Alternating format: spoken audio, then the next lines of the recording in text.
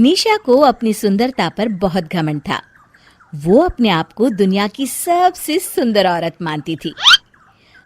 उफ, ये खूबसूरती! तुम्हें कोई हक नहीं है इतना सुंदर दिखने का। पर क्या करे, दुनिया में मुझसे सुंदर तो दूसरी है ही नहीं। हाँ हाँ, भगवान के पास तो सिर्फ एक ही साचा था। तुझे बनाने के बाद उसने वो साचा ही तोड़ दिया, इसलिए पूरी दुनिया में तू अकेली सुंदर बची है। अरे माँ जी, यहाँ आप कब आई? अरे मेरी छोड़, मैं तो आते जाते रहती हूँ, लेकिन मेरी समझ में ये नहीं आता कि ये मेरा घर है या किसी मिस इंडिया प्रतियोगिता का हॉल है, जहाँ सारा दिन तू अपने चेहरे पर पाउडर पोत के घूमती रहती है। ओहो, उसे मेकअप कहते हैं सासू जी। अरे आग लगे तेरे मेकअप को, मैं तो अपने बेटे के लिए बहू लाई थी, कोई कांच के शोकेस की गुड़िया नहीं। एक दिन दोनों सास बहू अपने किसी रिश्तेदार की शादी में जाने के लिए तैयार हो रही होती हैं। अरे बहू जल्दी चलना, देर हो रही है। बस सासू जी, थोड़ी देर में आई। अरे 2 घंटे से थोड़ी देर बोल रही है, मुझे पागल समझ रखा है क्या?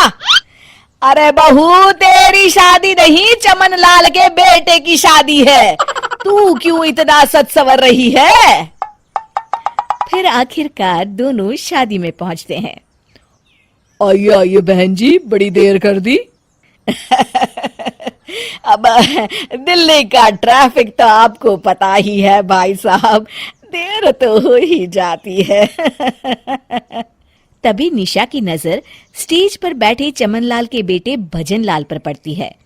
उसकी बगल में बैठी दुल्हन को देख निशा बोल पड़ती है, अरे ये क्या?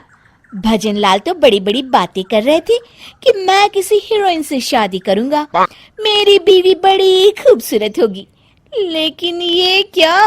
ये तो... अरे बेचारी दिखने में ठीक ही तो है, बस थोड़ी सांवली है। कहाँ माँ जी, ये तो पूरी काली है, काली। आप भी ना जाइए, अपना चश्मा लगा के आइए।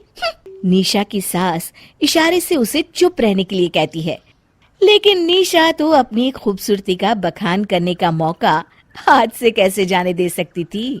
हाँ भाई हाँ, अब कर भी क्या सकते हैं, हर किसी को मुझ जैसी खूबसूरत बहू तो नहीं मिल सकती।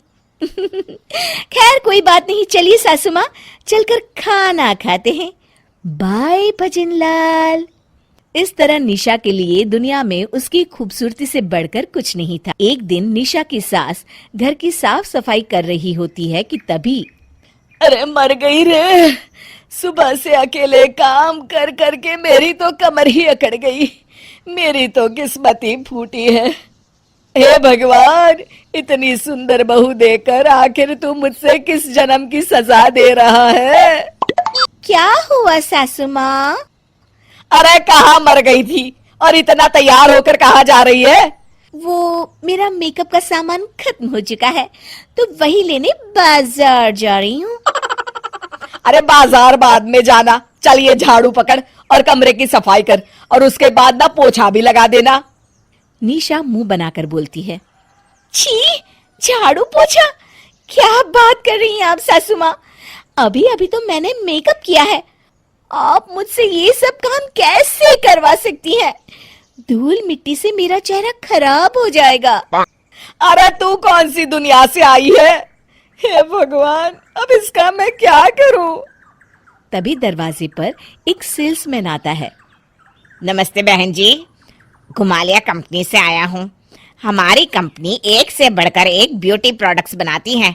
मेकअप का एक बॉक्स लेने पर एक फ्री, और ऑफर सिर्फ सीमित समय तक ही है।